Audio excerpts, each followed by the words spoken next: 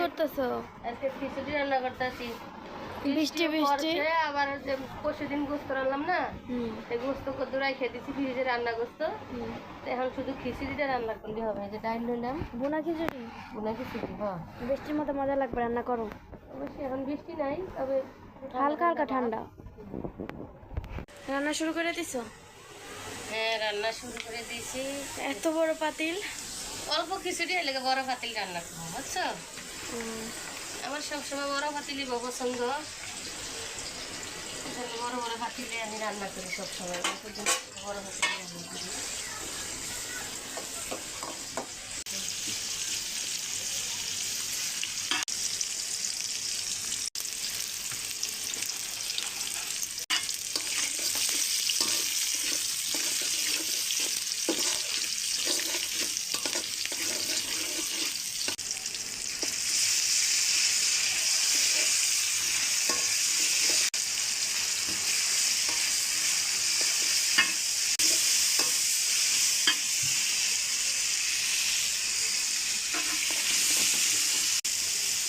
লবণ, আদা রসুন বাটাটা দিলাম আগে, এখন লবণ দিয়ে দিলাম, একটু হলুদ দিয়ে দিব। এটা একটু সাদা সাদা রাখবো একটা।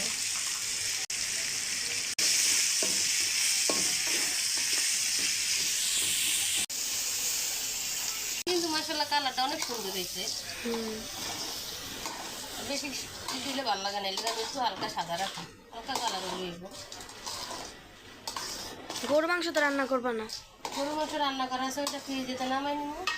আচ্ছা, পানি দিবা না এগুলোর মধ্যে? এরপর নামাই পাটিতে গরম করে দেবো। পানিটা গরম করে রাখছি, এখন গরম পানিটা দিয়ে দিলে খিচুড়িটা সুন্দর ঝরঝরে হয়ে যায়।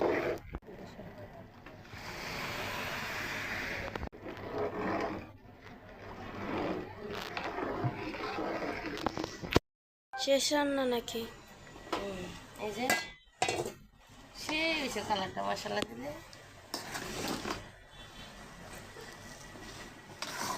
হালকা মানে পানি পানি রাখবা, আঠা আঠা। হ্যাঁ, অত বেশি ঝোল দিলে আমার কাছে বেশি একটা লাগে না, এখানে একটু হালকাই রাখবো। হয়ে গেছে? হ্যাঁ, হয়ে গেছে। এবার মাংসটা ই করে দিলাম এখন। হ্যাঁ, এগুলো এখন আর এই যে খিচুড়ি গরম করা শেষ। এই যে খিচুড়ি আর গরুর মাংস, তারপর ঠান্ডা ঠান্ডা